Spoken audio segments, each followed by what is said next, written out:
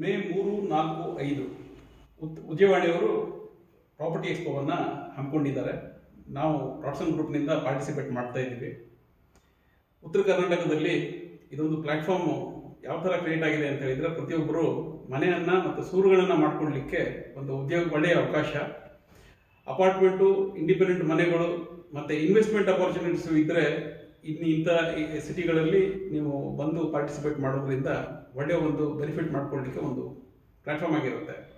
ಎರಡನೇದಾಗಿ ಉತ್ತರ ಕರ್ನಾಟಕದ ಹೆಬ್ಬಾಗಿಲು ಅಂದರೆ ಉತ್ತರ ಕರ್ನಾಟಕದ ಒಂದು ಕ್ಯಾಪಿಟಲ್ ಅಂದರೆ ಹುಬ್ಬಳ್ಳಿ ಧಾರವಾಡ.